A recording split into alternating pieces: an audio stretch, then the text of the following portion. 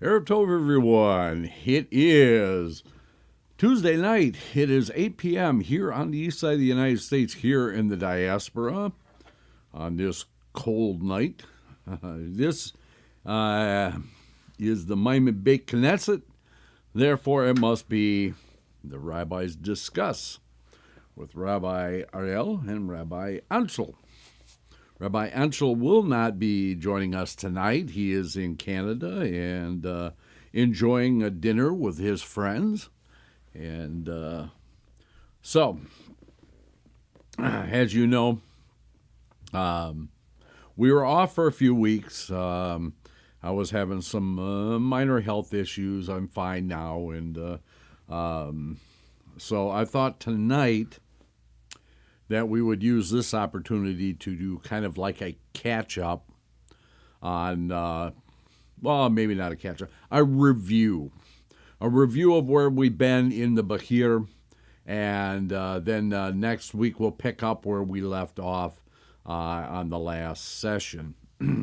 So let's say who we have in the chat room. We have Donald, we have Regina, we have Richard, we have Marshall, and lo and behold, we have Marilyn is in the chat room, and I promise I will not massacre French as much as I can not massacre French. Okay. So anyway, so let me put up the Bahir here in the corner here so you can follow along with me, and let's get to it. Okay, so we started out, let's see, this was 3 weeks ago, I guess, at the beginning of the Bahir. So we're going to kind of go through this. I'm going to put in my, add my comments like we do on the second reading and stuff, and try and hit some of the things that Rabbi Ancel had. And so, Rabbi Nachman Beit Knesset said, one verse, Eov, or Job, 37:21 states, and now they do not see light. It is Bahir, brilliant, in the skies, round about God in terrible majesty. Another verse, however, Tehillim, or Psalm 18, verse 12, states, he made darkness, or Hoshech, his hiding place. It is also written, Tehillim 97, verse 2, cloud and gloom surround him. This is an apparent contradiction. The third verse comes to reconcile the two. It is written in Tehillim 139, verse 12, even darkness is not dark to you. Night shines like day. Light and darkness are the same. So again, as we had discussed previously, that this concept of this number one, the Hoshech, or the darkness, from Bereshit, where it talks about the earth was void and in darkness. And anyway, and we got to talking about this, and I was making this point that Rabbi Menace Friedman was talking about this, saying that he was telling this story about his granddaughter who had a toy doll, and the doll's arm had come off, and she had gone to her grandfather with the doll and with the arm and gave it to him and told him that the doll's arm came off, and he was making a big show of it. Oh my goodness, this is so terrible. This poor doll must be in so much pain and because the arm is off and so on and so forth. And she kind of looked at him and said, "It's just a toy, it's not real." And he was making the analogy that this is very similar to how we refer to ourselves and our refer back to God, that the Torah and the various writings and the Tehillim and so on talk about God with these different attributes or these different physical characteristics that we would think of. God walked. He walked in Gan Eden in the evening. God saw. God did this. God did that, and so on and so forth. And Rabbi Friedman was saying that what we have is a simulation of what God actually has. Okay, because we are made in the image of God, and when they say, okay, we have an arm, and we talk about God's right arm, well, God has an arm. God has the arm, the ultimate arm. We have what is a simulation of an arm, okay, because it can't approach what God has. So, again, and the various God walking, his feet, and so on and so forth. That he has the actual thing. We have a poor simulation of that. And so when we're talking about here that in the third verse coming together to reconcile the two, it says, "Even darkness is not dark to you. Night shines like day. Light and darkness are the same." Okay. So God sees even in darkness. And again, going back to what Rabbi Friedman was saying, God has eyes. God can see. But God sees the way it should be. Okay? And what I mean by that is that God can see in every spectrum of light. We can see in a certain spectrum of light. We can see, during the day, when, there is sunlight or artificial light or whatever like that. We're able to see things. But, in the middle of the night where there's no moon or it's cloudy and there's no stars, it's extremely dark and it's very hard to see anything. But if you've ever seen, and I'm sure most of you have, seen pictures of things like infrared photography or some of the light gathering things that hunters and the military use, where it gathers all the available light and concentrates it, and you can see. I mean, it's not great, but you can see what's going on around you. But again, God can see through all of these spectrums of light. God doesn't have the restrictions that we have because we have to exist in this corporal world. God sees through all the spectrums of light. So therefore, when it says in Tehillim, even darkness is not dark to you, night shines like day, light and darkness are the same. It makes perfect sense because God can see in all spectrums of light Therefore, there is no darkness to him. Okay, so let's move on.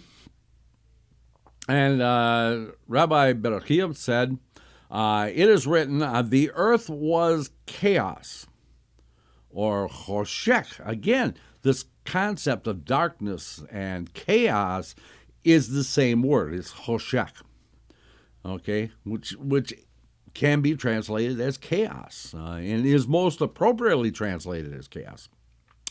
In this case, the earth was chaos, tohu, and desolation, bohu. Tohu vebohu. Okay, what is the meaning of the word was in this verse? This indicates that chaos existed previously and already was. And what is chaos? Tohu, something that confounds. Taha, confounds people. Okay, so again, going back to this tohu bavohu, the world that chaos existed previously, and again, the world, the universe does not like chaos. Okay, we think of the universe as being a very chaotic place, but the universe does not like chaos. God did not create the universe to be in chaos. He created it so that out of chaos would come some kind of an order.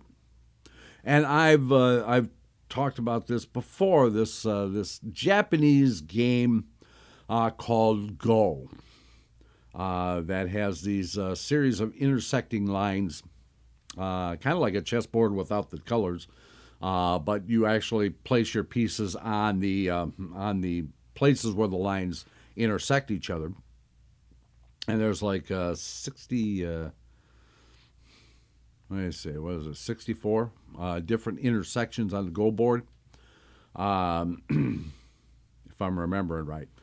Anyway, this Go game starts out, and the Japanese have actually said that no two Go games in all of history, and this game has been around for a very long time, so no two Go games have ever been the same. Now, we can kind of simulate this. I mean, we have 69 positions on this, or 64, I think it's 64. 64 positions on this Go board. As opposed to like a deck of cards. A deck of cards has 52 cards in it, okay? Probability tells us that taking those cards and shuffling them, the result of that shuffle will never be the same as any other, just because of the sheer volume of number of cards, that it's not impossible, but the probability is so great that you cannot repeat the same pattern of shuffles over and over again. So that's 52. Here you have 64. Okay. And so again, what the Japanese say about two Go games never being the same pretty much holds true. I mean, the probability is extremely low that two random games would actually have the same moves. But anyway, what the Go game does is that as you progress in the game, it starts out very chaotic because you're basically trying to position yourself to capture other pieces and so on and so forth. And as you capture pieces, you flip them around. And as the game progresses, it takes on order. So it starts out in chaos, or tohu, and it comes to some kind of order. So again, God did not create the universe to be in chaos. Out of chaos, and it may take a very long time for it to happen, but out of chaos will come order. And that's true in just about everything. Nothing, again, the universe doesn't like chaos. Some kind of order will come out of it. Okay, so again, the earth was in chaos. And this is it. This is Bereshit, chapter 1, verse 2. Okay? This is the very big beginning of God's creating of the universe. So it was chaotic, but out of that chaos is going to come order. And then the desolation, the bohu. Okay, what's the meaning of the word was? That indicates that chaos existed previously and already was. Okay, so what it's saying is that it didn't predate God. That when God came to the point where he was going to create the universe and everything else, that this tohu or hoshek or chaos had already been established. It had already existed because it needed to exist, because out of that chaos would come the order that Hashem would put the world into, or the universe into. Okay. So it goes on here to say that what is chaos? Tohu, something that confounds. Taha, people. Okay, that's fair enough. Okay, so what is desolation? Bohu. That is something that has substance. This is the reason it is called bohu. That is bohu. It is in it. Okay? It has substance. Like this pad of paper has substance. This pen has substance. Okay. So the desolation has substance. And we also have another example of this in the Torah itself when we go into, and we just read this a few weeks ago, that during the Exodus from Mitzrayim, from Egypt, that we talk about the plague of darkness, and that the darkness actually had a substance to it. It was very oppressive. It was, in the third day of the plague of darkness, that it became so oppressive that people couldn't move. If they were standing, they couldn't sit down or lie down. If they were lying down, they couldn't get up. If they were sitting, they couldn't move, because the darkness actually had a substance to it. So again, this is the bohu that they're talking about from Bereshit, talking about it having substance. Again, we know that this is true because this actually happened. It happened actually later on in the Torah. Why does the Torah begin with the letter Bet? Okay, so we're going to just make a left-hand turn here without turning on our turn signal.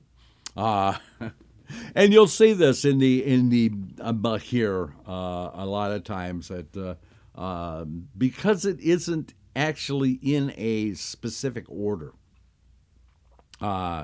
It's in the order that whoever decided it was going to be in this order put it in that order. So we're going to see a number of right turns or left turns without any signals beforehand. So anyway, so we come into verse 3, and Marilyn says the Matrix. Yeah, very similar. Yeah.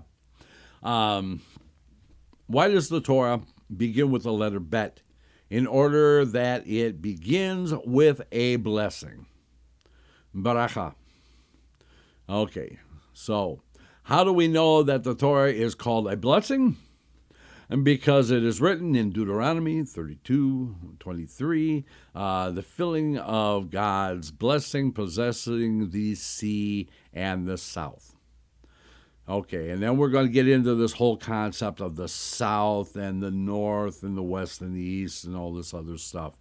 Again, the Bahir doesn't kind of lay the foundation before it starts making statements. Sometimes it makes a statement and it's only clear later on as to what it's actually referring to. In this case, the sea and the south. They both have a specific meaning to them. Okay, the sea is nothing other than the Torah. It is written in Job again, Job. It is wider than the sea.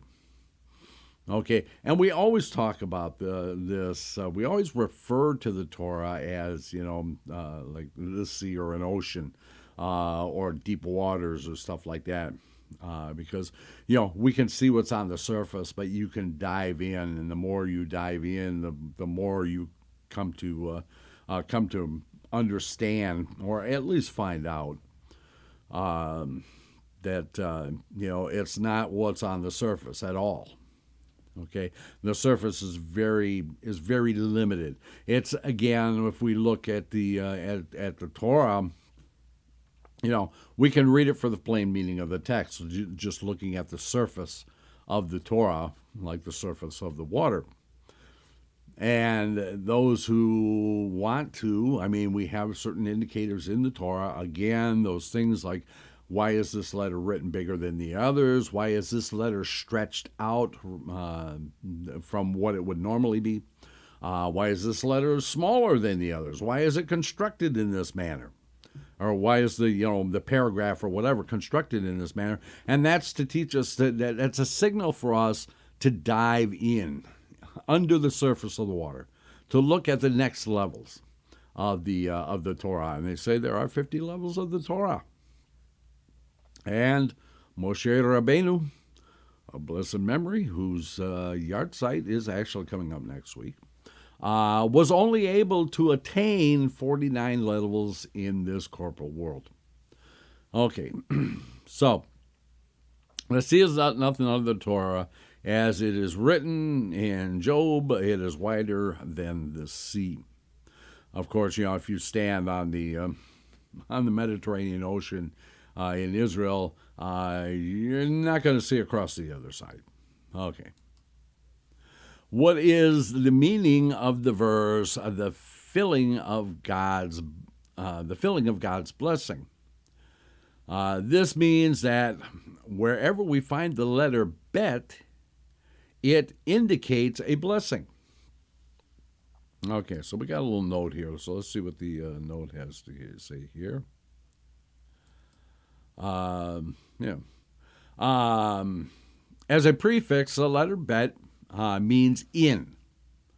It can indicate a filling.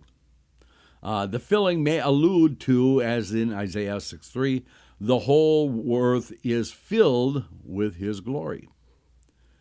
And then counting the word by itself, it has the numerical value of Malay is 72. Okay. So that's the note there. Okay. It is written, it is also written in, again, Bereshit, Genesis, chapter 1, verse 1. In the beginning, Bereshit, God's creating of the heaven and the earth. Bereshit is Beit Reshit. Okay, and we also know that the letters can also be numbers. So we can actually look at this again, looking below the surface of the sea or the surface of the Torah. There is something here, because when we look at it in the Torah, the Beit at the beginning of in Bereshit is written larger than all the other levels or all the other letters of the Torah. It's almost twice the size. So that's the signal. Why is it like that? Why is the Bet in the Bereshit larger than the other ones? Okay, and we can say, okay, well, this could actually indicate, because each Hebrew letter has a numerical equivalent. Okay, Aleph being 1, Vet being 2. Vet are the same thing. The Bet, the Dagash, the little dot in the Bet that turns it into a Bet, is basically it's a signal. It's a grammatical signal, or it's a structure signal, to tell you that the word is related to the subject. Okay, so Bereshit could actually be translated as two beginnings. Reshit being beginning. Okay, Bereshit, in the beginning, or two beginnings. Two beginnings. Interesting. Dive a little deeper. Okay, the word beginning, Reshit, is nothing other than wisdom. Thus it is written in Tehillim 111, verse 10, in the beginning of wisdom, the fear of God. Now, Rabbi Ancel and I spent a lot of time discussing this whole concept, even before we started delving into the Bahir. This whole concept of the fear of God. What is the fear of God? Okay, that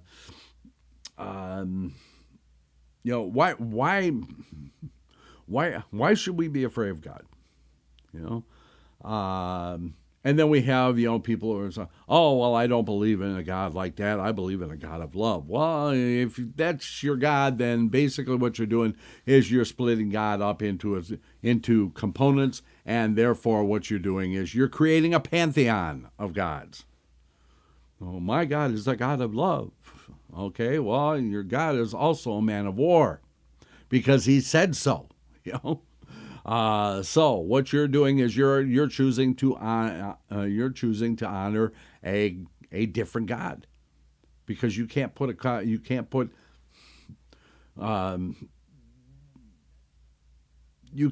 restrictions on what God is.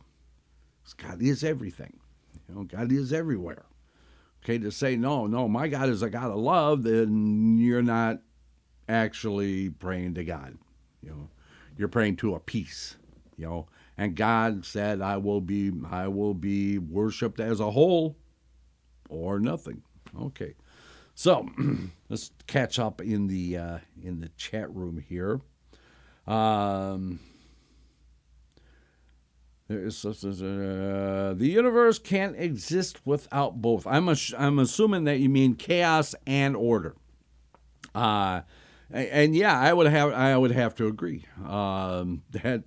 Right now, they are both integral to each other. And again, in the Kabbalah's text and stuff, this is one of the Kabbalah's texts. And they're very visual, and there's, it's very mystical. Yeah, throw that word out there. Okay. I'm sure everybody out there knows what a hamsa is, right? It's that Kabbalistic symbol that looks like a hand. Okay? If you've ever, I wish I would have thought I would have brought one out. Anyway, it looks like a hand. And but if you notice the way that it's actually drawn, you'll see it's not a hand like this. Okay?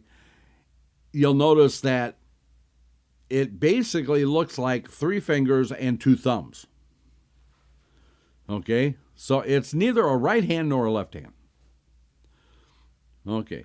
And we can make all these connections with that. Okay, we have 5 attributes of harsh judgment, 5 attributes of, we have 5 attributes of harsh judgment, we have 5 attributes of mercy. And all of this has to be proportional. Okay? Joy cannot exist without sadness. Dark cannot exist without light, or light cannot exist without darkness. Good health cannot exist without illness. These all have to be in balance with each other. So again, as Marilyn was pointing out in the in the chat room, is that they're both needed. Yes, in the way that we are going in through these transmigrations and stuff, it is absolutely necessary. They must be in balance with each other. Okay, we have to have chaos in order to have order. It's as simple as that. Well, maybe not as simple as that. There you go.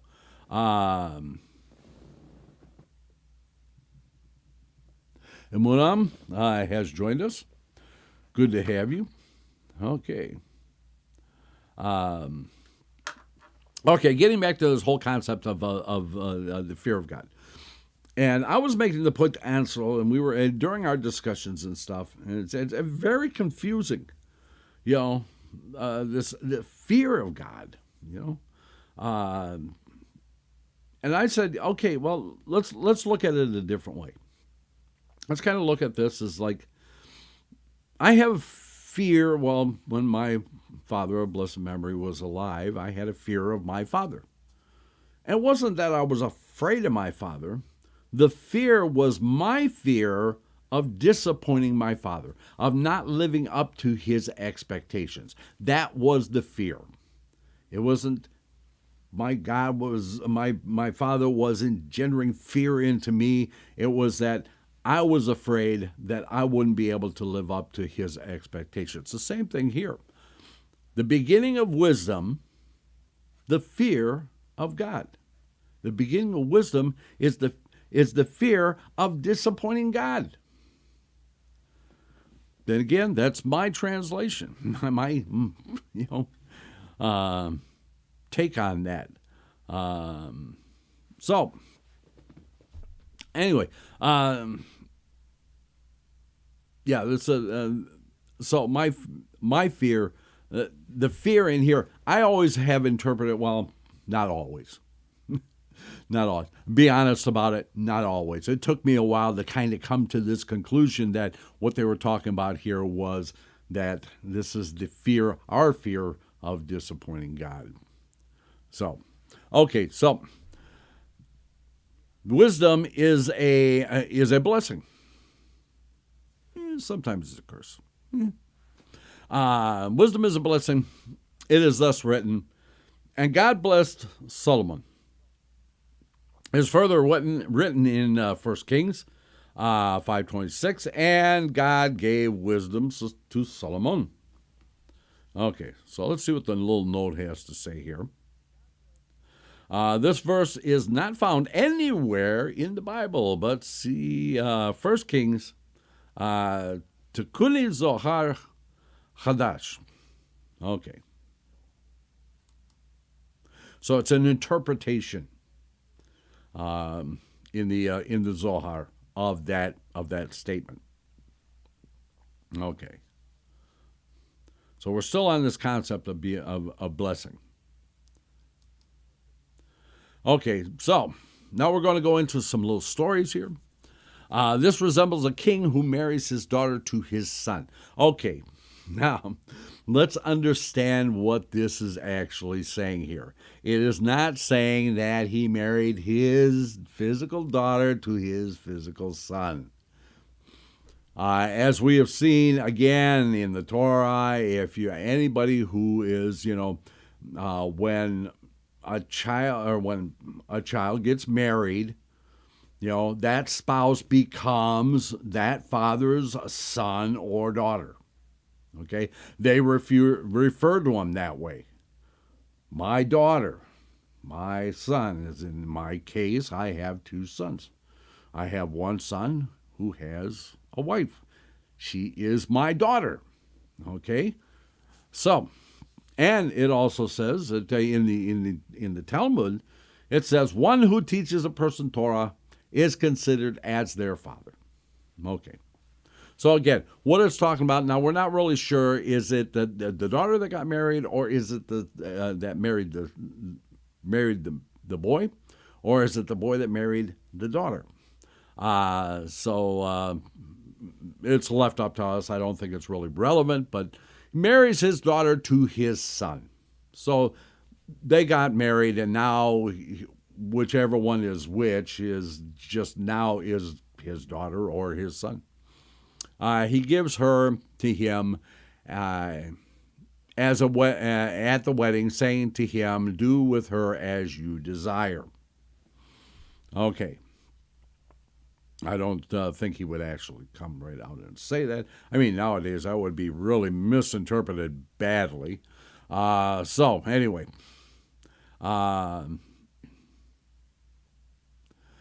How do we know that the word Breshit, usually translated as blessing, comes from the word Baruch, meaning blessed? Perhaps it comes from the word Berech, meaning knee. Okay, that's a bit of a stretch. Okay. Let's see if they can straighten this out for us. It is written in Isaiah 44:23, for to me shall every knee bend. Barakah, it can therefore mean the place to which every knee bends. Well, where would be the place that every knee bends? Well, nowadays it's basically when the Shemona Esrei, right? Or those places would be the either the Beit Hamikdash, the temple, or the Mishkan, in the wilderness, or before the Beit Hamikdash was built. We had the Mishkan, and that would be a place where every knee would bend. Okay, so that would be the place to which every knee bends. And what example does this resemble? People want to see the king, but they do not know where to find his house, his Beit. First, we'll turn the page. First, they ask, where is the king's house? Only then can they ask, where is the king? Because you have to get to where the king typically would be before you can actually find out where the king actually is. Okay, so it's an exercise in logic. What can I say? I just want to keep up with the chat room because there's a lot of discussion going on.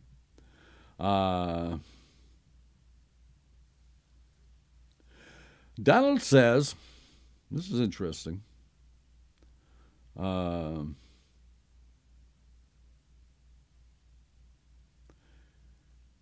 I hope I'm saying your name right. En Manam. Yeah, I'm glad you're enjoying this. Please tell your friends. Yeah. If you are enjoying it, we're glad to have you. Donald says, Rabbi, other religions teach people to fear Hashem. Jews are taught to love God. Yeah, that's absolutely true. Okay. Of course, we do have some Jews who believe that they have to fear God, but that's not what we actually teach. We actually teach, just about everything. Right into the Shemona Esrei, we're taught to love God. And again, this whole concept of fear, I think it's been misinterpreted. Not to be, I have to be afraid of God because if I don't do what He wants me to do, He's going to strike me down. He's going to turn me into a flammable cow or something. I don't know, whatever. So I think again, I think it's our own fear of disappointing God because we love God, and it goes right back to what Donald was saying. We're taught to love God. And if you love somebody, what are you afraid to do? You're afraid to disappoint them. You're afraid to not live up to their expectations of you. Okay, and that's not a bad thing. They may have high expectations for you, but it drives you to be better. Okay, I'm getting a little off track here, which I typically do. You folks have been with me long enough. Most of you have been with me long enough to know that I'm like just about every other engineer out there. If a little shiny object pops up over here, I'm going, ooh, what is that? Okay. So, let's see. Kindness is the highest form of wisdom from the Talmud. True. Okay. So this is written, for to me every knee shall every knee bend, even the highest. Every tongue shall swear. Okay, and they're not talking about swearing. They're talking about swear loyalty. Okay. Rabbi Rahumai sat and expounded. Didn't stand, he sat. Okay, so whether that's significant or not, we don't know. But he sat, just as I'm sitting. I would think that this would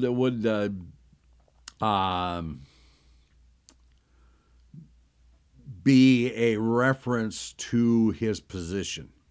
I don't mean his position as far as sitting. I mean his position in the yeshiva.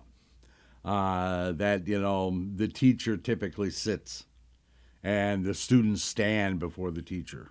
Okay, so I think that's what they're talking about here.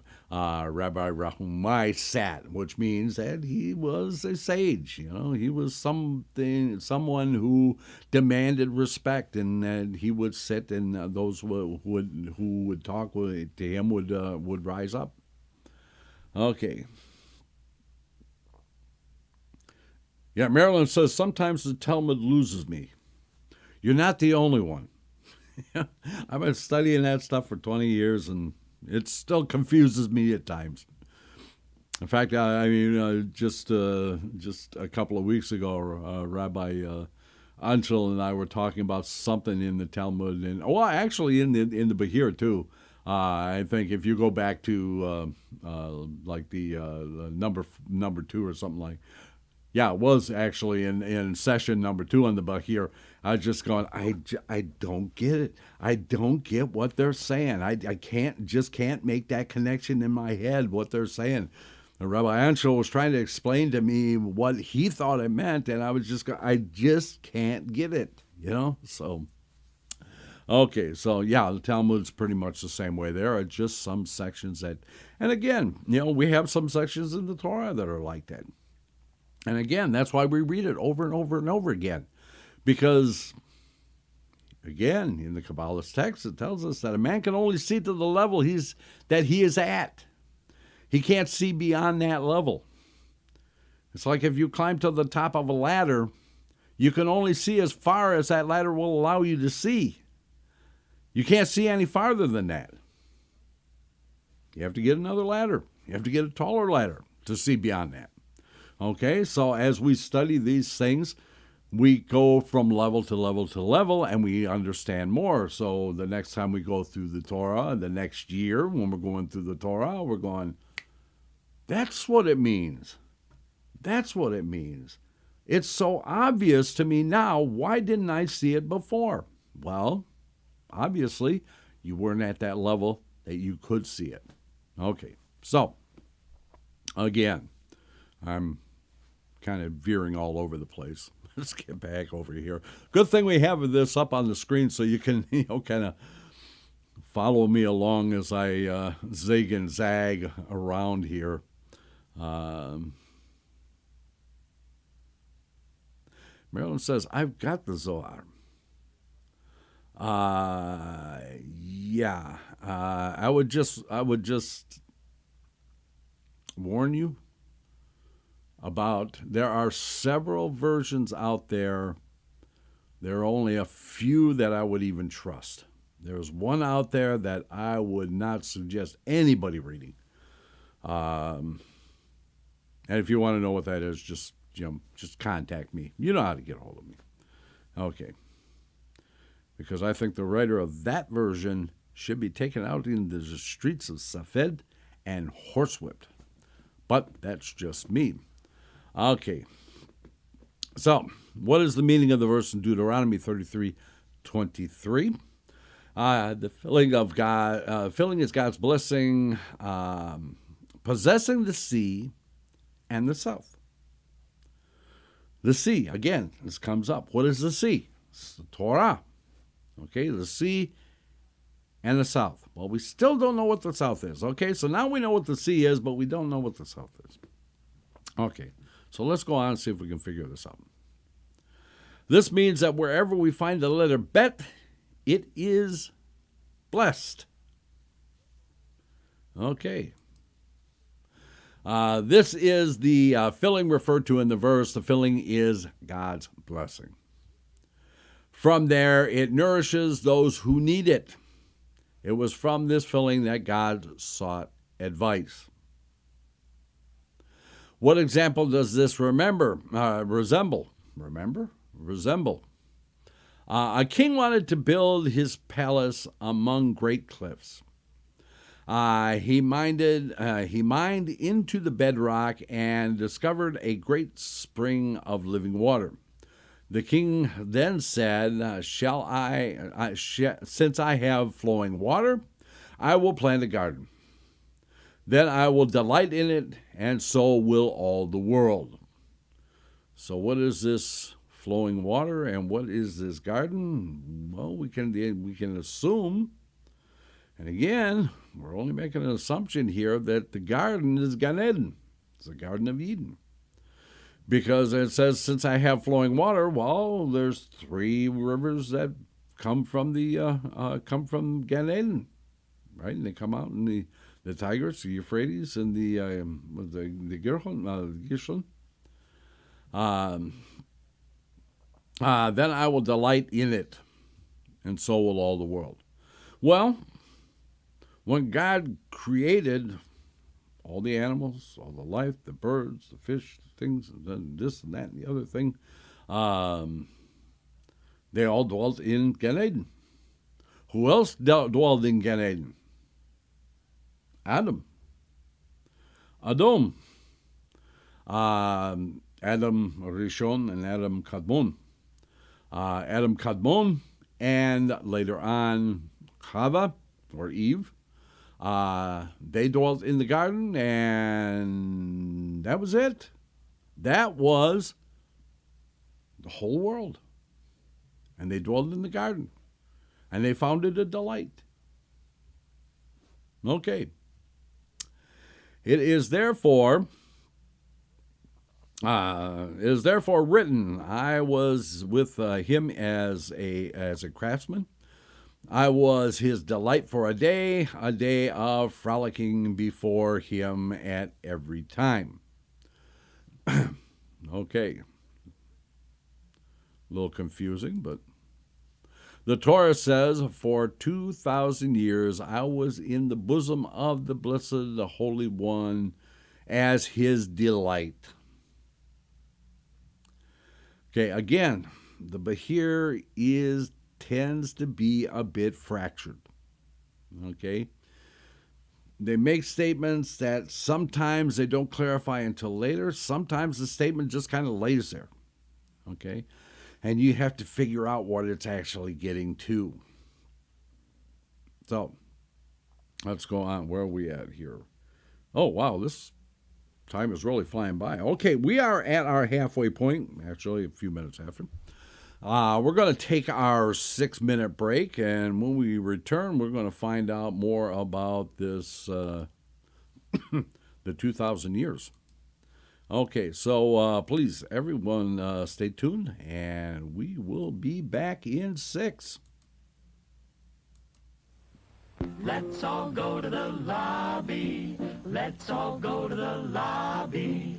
Let's all go to the lobby to get ourselves a treat. Delicious things to eat. The popcorn can't be beat. The sparkling drinks are just dandy. The chocolate bars and the candy. So let's all go to the lobby to get ourselves a treat. Let's all go to the lobby to get ourselves a treat.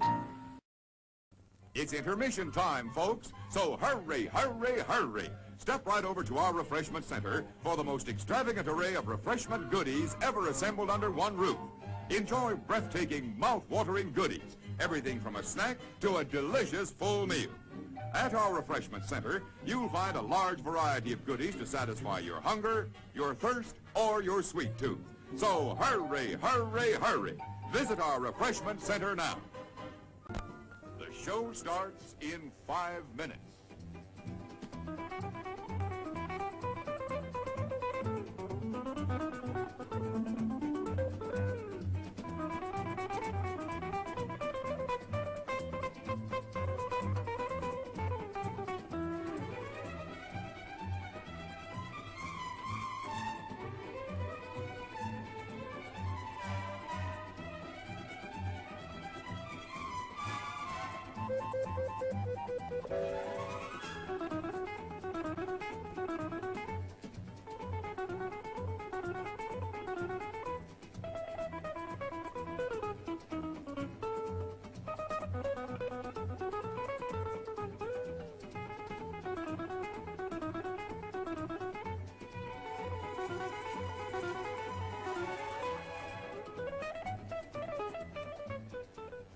The show starts in 4 minutes.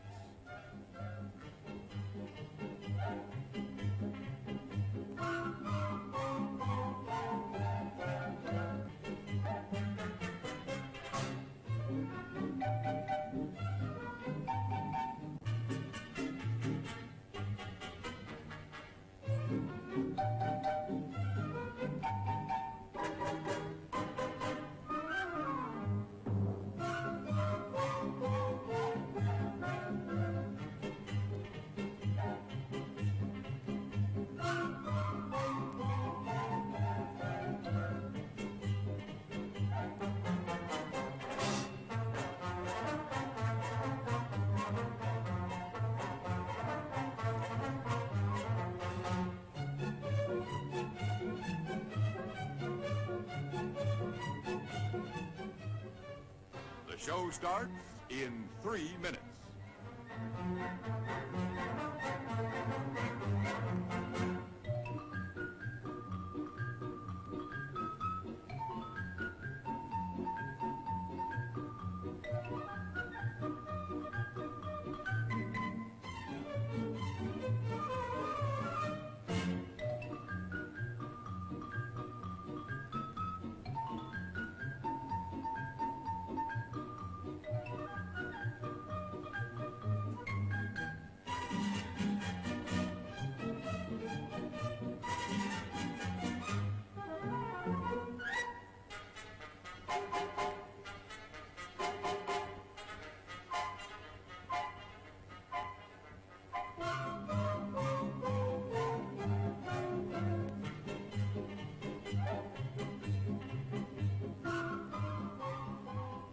The show starts in 2 minutes.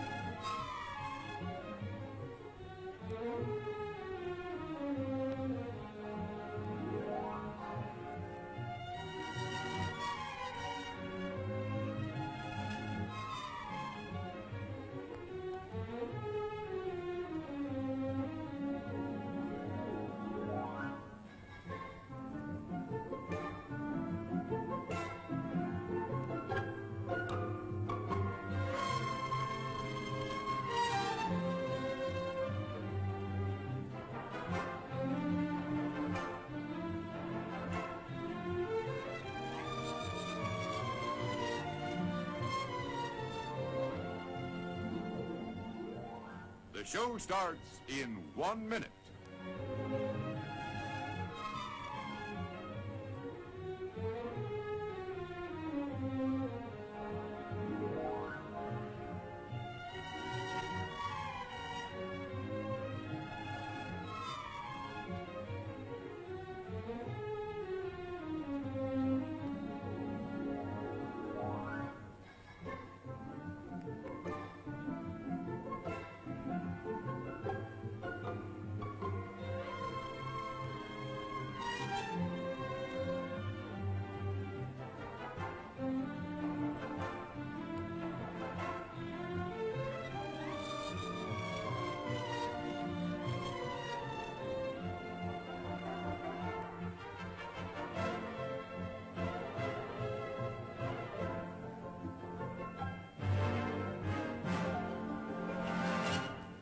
And now, on with the show.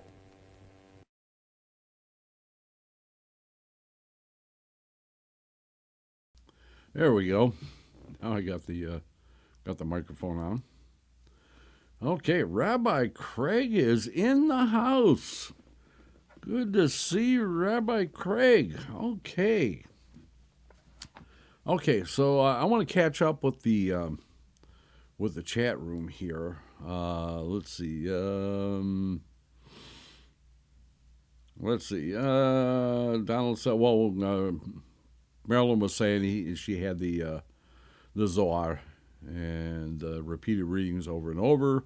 Donald said, I am too afraid to study the Zohar very deeply and never alone. Yes, there are very strict rules for those who study the Zohar. Let me also point out to you that anybody that says, I'm going to teach you the Zohar and you're going to be a master and all this other stuff, or that they know the Zohar and stuff, they're a liar or a charlatan. Okay, because nobody knows the Zohar. Okay. And again, a lot of it actually has to do, there's a, Marilyn goes on to say, I think the guy who wrote it was on LSD. So weird. Okay, so again, when you're studying this thing, again, everybody has a different perspective. Like Einstein said, it's relative to perception is relative to your space, to your place in space and time. It's the same thing with the Zohar, or any of the Kabbalist texts. It's depending on your position. Again, my background is engineering, and my kind of side interest is theoretical physics. M theory, E8, and stuff like that. And, when I come and I study the Zohar, those are the kind of things that kind of stick in my head. So when I go in and I read some of the Kabbalist texts, especially the Zohar, I'm seeing things like string theory in there. I'm seeing a compression of matter. I'm seeing equidistant numerical progression. I'm seeing Fibonacci sequences and stuff like that.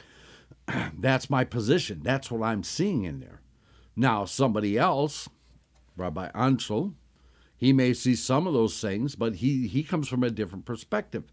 He's more into the physics of the physical world rather than the theoretical end. So he comes at it and he sees things that I don't see.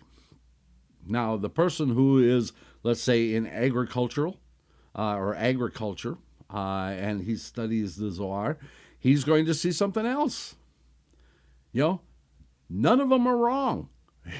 It's all dependent on what our position is in space and time. What are our interests? What are the things that we are interested in and that we study and stuff like that we bring to the Zohar, that we bring to this, to gain this understanding from there. Okay, so let's get back here. Let's see. And those rules for the study of the Zohar are there for a very specific reason. That's why we have the story of the four that went to paradise. The one who died on the spot, the one who became mad, Rabbi Ben Zoma, my favorite rabbi, the one who became a heretic, Abuya, and the one who came back unscathed, but not totally unscathed, which was Rabbi Akiva. Yes, it can be very dangerous stuff to study. That's why you're supposed to not study it alone. You're supposed to study it with somebody who, you should be 40 years old, should be married, have a family, be stable, have studied Torah, so you have a good base to build on, and not to study it alone, and not to get too wrapped up in it, because there are going to be some things that you just don't get. I can tell you that from firsthand experience. There are a lot of things in the Zohar that I just don't get. Okay, let's see. Let's catch up here. James Wright has joined us. Boy, they're just popping in all over the place tonight. Okay. Rabbi Wyckoff says you should not study the Zohar until you have studied the Torah in depth. Very good point, Rabbi. The complete understanding of Ancel is found in the understanding of Torah. Very good. Of course, he knows this stuff. We've talked about this before. let's see. Okay. Yeah. Okay. Okay. So Marilyn took some classes, and yeah. Okay. So let's get back to the Bahir, and let me see. Let me get that up here. Okay. There we are. So So we're at this. The Torah is saying, for 2,000 years I was in the bosom of the Blessed Holy One as his delight. The verse before says, a day. Each day of the Blessed Holy One is 1,000 years, as it is written in Tehillim 90, Psalm 90, verse 4, 1,000 years in your eyes is as but yesterday when it is past. Okay. Now, again, does this mean an actual 1,000 years? Or is this talking about 1,000 years as God sees 1,000 years?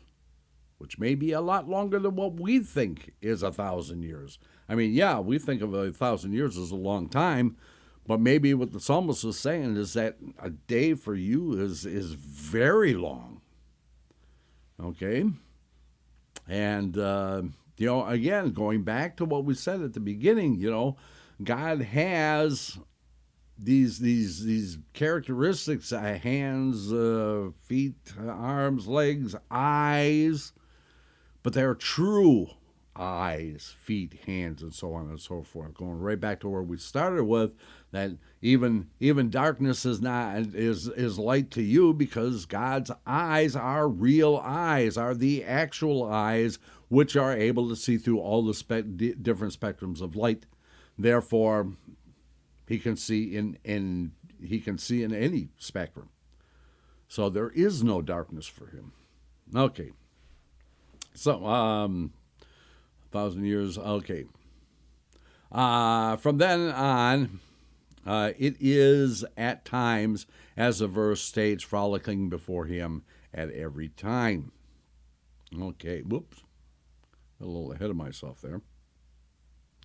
The rest is for the world. It is thus written, Isaiah 48:9, I will breathe out my praise through my nose for you. Okay, there's probably a meaning to that. I guess we'll have to find out. I keep jumping ahead of myself. I keep thinking I'm on the Acrobat Reader, and I'm not. I'm on the Kindle. What is the meaning of my praise? As it is written in Tehillim 145, verse 2, praise of David, I will raise you high, my God, O King, and I will bless your name for the world and forever. Why is this a praise? Because I will raise you high. And what is the elevation? Because I will bless your name for the world and forever. So, what is the blessing? It can be explained with the example. Here we go. We're back to the king. We're back to the garden and stuff like that. Okay, with the example, a king plants trees in his garden. It may rain and water them, and the ground may be wet and provide them with moisture, but still he must water them from the spring. Okay, is this going back to an allusion back to Gan Eden, the Garden of Eden, where the tree of life, the tree of good and evil, the tree of this, the tree of that, and all the other trees? Is that what it's referring to in here? And is the king's garden Gan Eden, or is it the upper realms? Because we also know that we're going to find out later on that as it is on earth, it is in heaven. As it is in heaven, it is on earth. So if there's a Gan Eden on earth, there must be a Gan Eden in heaven. So, is it actually talking about here, the king plants the trees in his garden? Is he planting the trees in his garden in in the upper realms? Or is he planting them in Gan Eden? Or is it both? Perhaps. Because as it is above, it is below. Okay. And we know, again, going back, we know that he must water it because but still, he must water it from the spring.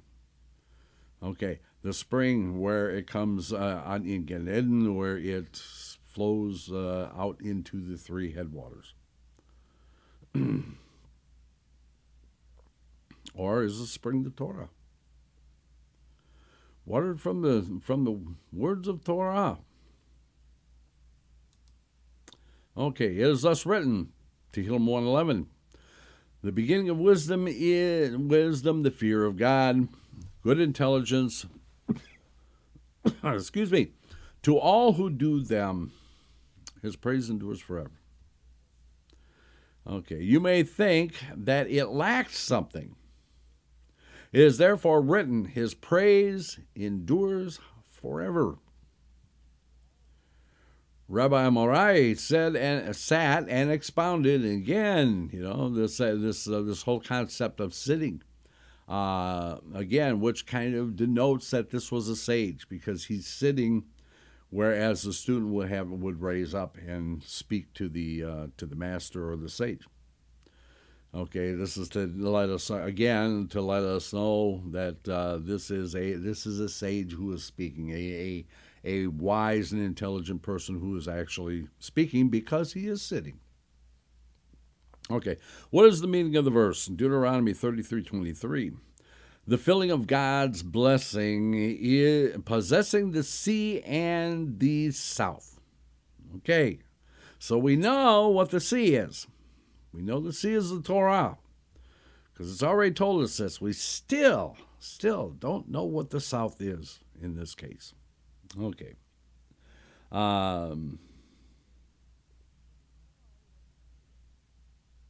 Just looking at the chat room here.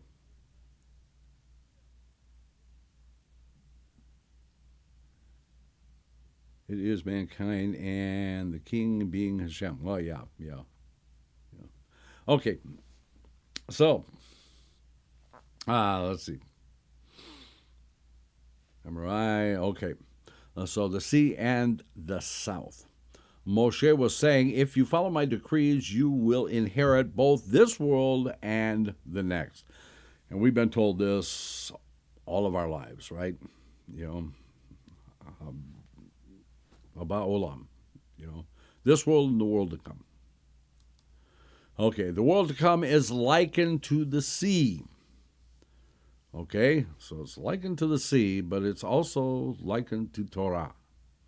As it is written in Job, it is wider than the sea. Okay, again, still can be referred to the Torah. The present world is referred to as the south. Okay, so this whole idea of the sea and the south, okay, so the sea being the Torah and this present world, this corporal existence being the south.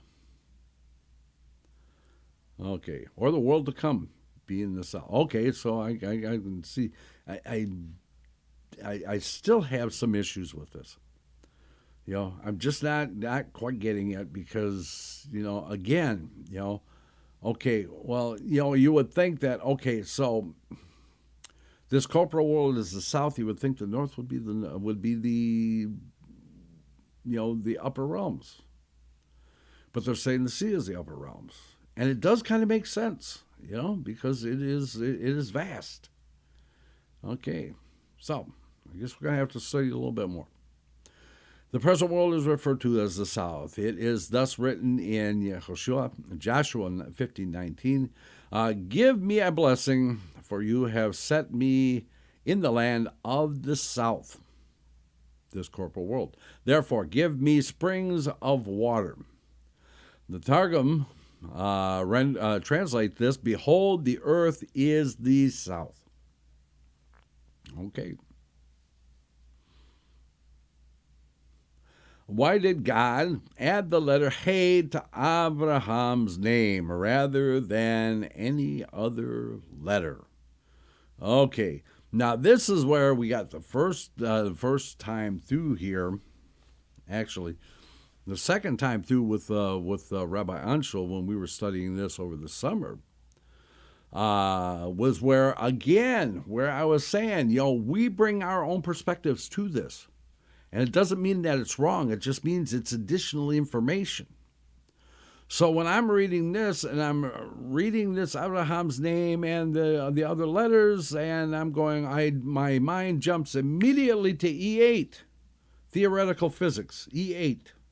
Okay, and we'll talk about this. Okay, so then any other letter. Let's see what the note here has to say. It says, when God changed his name from Avram to Abraham in Genesis 17, verse 5. Okay. So, this was so that all the parts of a man's body should be worthy of life in the world to come, which is likened to the sea. Okay, to the extent that we can express it, the structure was completed in Abraham. Regarding the structure, it is written in Genesis 9:6, for in the form of God he made man. Okay, in the form, but not quite. Okay, again, we have eyes, we have hands, we have arms, and so on and so forth, and they're approximations. Like the doll's arm from Rabbi Menace Friedman's story. Yes, it is an arm. It represents an arm, but it is not the same as the arm that God has, because it says he made man for in the form of God he made man. Okay, so.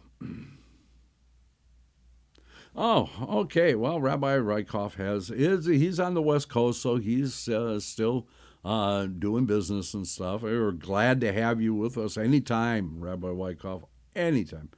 Okay, so for in the form of God, he made man. The numerical value of Abraham is 248, the number of parts of a man's body. Okay, also the number of positive mitzvot, 248, as opposed to the 365 negative mitzvot. Okay, so, and again, my mind jumped immediately to E8, and we talked about the E8 lattice, and I didn't think we were gonna get this far tonight, so I didn't put it up. This E8 lattice, which basically it's multi-dimensional configuration that. Let me see if I actually have the article on here that I wrote. Give me just a minute here. That would be there. And no, I don't have it. Okay, so I wrote an article a while ago about Abraham 248 and the E8 structure in theoretical physics. And the E8 lattice, because the E8 lattice predicts that there are 248 elements in the universe. Okay, now we know we know of 220 some elements. Okay, and scientists think that that's all there is. Of course, we know that science is not exact. They have found since they actually came up with the periodic table of elements back in the 1800s. We've been adding to it. because we're discovering more things in there. Now, the E8 lattice actually predicts that there will be 248 elements in the universe, which kind of matches with Abraham and the Hay in Abraham equaling 248, the number of parts in a man's body. And again, the E8 lattice predicting this because they say there has to be some validity to it, because they know that by following the lattice, you can go from element to element to element in the order that it actually happens in the universe. Okay, maybe next week I'll actually bring the article with me. Should have thought of that before, but I didn't. So there you go. Okay, but again, because this is my position. Now, if I was, let's say I was somebody who studied the Torah all the time, well, I kind of do, but, someone who is deeply immersed in the study of Torah, and they looked at this and they say, Abraham and 248, 248 mitzvot. That's what it means. And I look at it in this, coming from my background and going, 248. Well, yeah, 248 mitzvot, but 248 elements in the E8 lattice. Somebody else is going to look at it and they're going to say, 248, Abraham, 248 positive mitzvot, 248 this. Every one of them's correct. Okay, that's the beauty of this. This is the wonder of it. Okay, so, watch the time, because I get into this stuff and I'll just keep rambling on and on and on, and as they say in Monty Python, foaming at the mouth and falling over backwards. Okay, so yes, I'm a Monty Python fan. Okay, what is the meaning of Deuteronomy, the fulfilling of God's blessing, and the sea and the south he shall inherit it, Yerashah?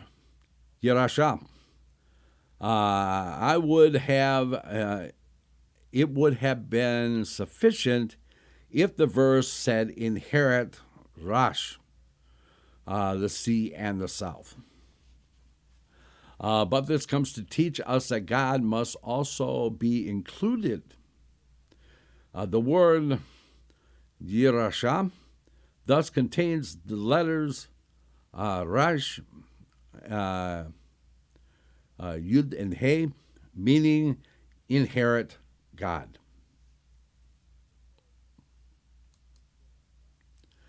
Okay. What does Richard says, huh? Okay, Richard, you're going to have to be just a little bit more specific than huh, because I've been rambling on for a while now. Okay, so what does this resemble? The king had 2 treasuries, and he hid one away. After many days, he said to his son, take what is in these 2 treasuries. The son replied, perhaps you are not giving me all you have hidden away. The king said, take everything. Okay, so what is these 2 treasuries? Okay, one treasury we know. It's the Torah, right? What's the other treasury?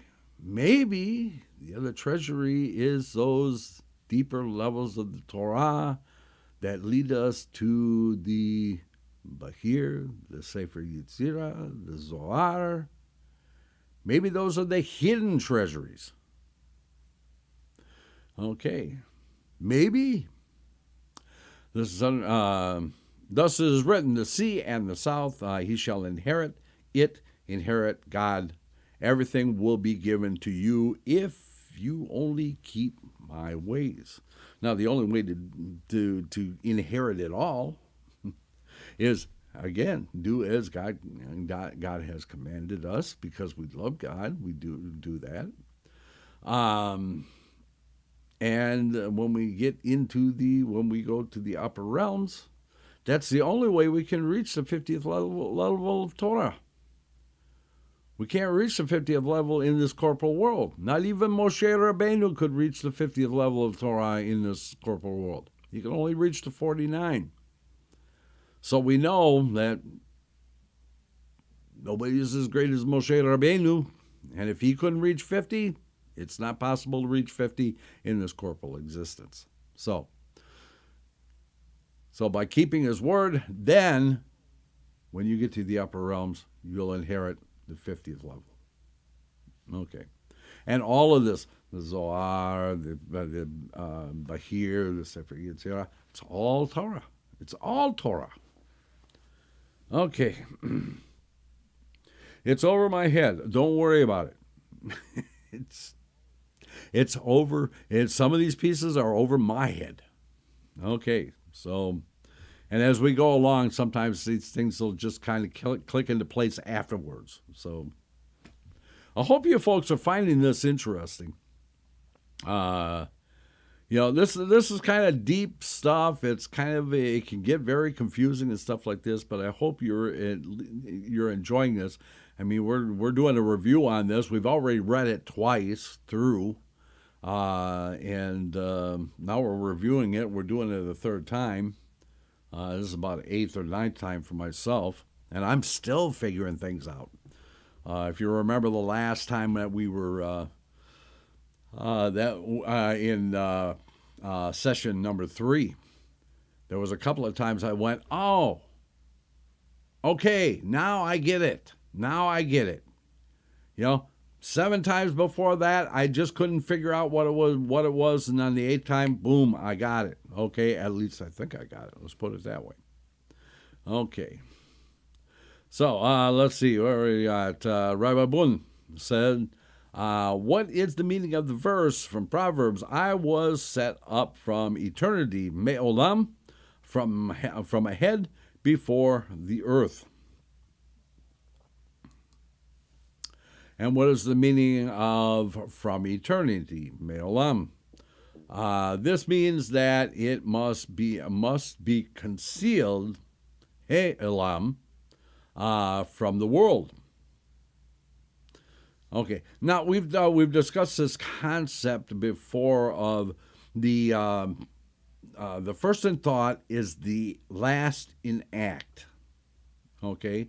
So the person wants to build a house, and he gets in his mind, he gets a picture of what it is he wants this house to look like when it's finished.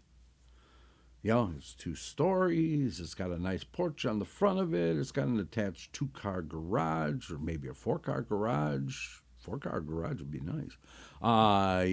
It's got a slate roof, it's got, the landscaping and all this stuff. He has this all in his mind. But now, he has to draw the plans up. He has to get the lumber. He has to construct all this stuff. And then, at the end, he gets what he first had pictured in his mind. So, the first in thought is the last in act. Okay. So, must be concealed from the world is thus written in Ecclesiastes 3:11. He has also placed the world, ha'olam, in their hearts, that they should not find out the work that God has done from the beginning to the end. Do not read ha'olam, the world, but ha'olam, concealment.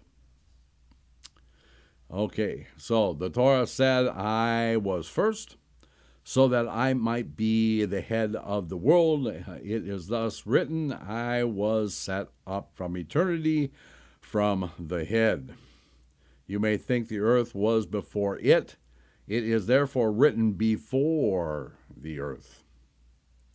Okay, and this is kind of what Rabbi Craig was alluding to when he was talking about this, the Torah being Ein Sof. And again, I wrote an article about this years ago, about, again, relating it to theoretical physics and something that Dr. Michio Kaku had made a statement on. following and tracing that back to Ancel. That Ancel is the place where all resides, where God resides, and everything resides with God in potential. And the whole tohu bohu thing, that it isn't until it comes out of potential and becomes bohu that it actually has substance, it actually has form, it actually has attributes. Okay. So therefore it is written before the earth. Okay. And it is thus written in Genesis chapter 1, verse 1, in the beginning created God the heaven and the earth. Okay, what is the meaning of created? He created everything that was needed for all things. Again, in Ein Sof, it all resides in potential. Okay? He created everything and that was needed for all things. Maybe 248 elements? Okay. Only after that is it written the heaven and the earth. And I'm kind of skipping ahead, kind of skipping through this lightly because we've been through this before, and we're just kind of getting a review here. For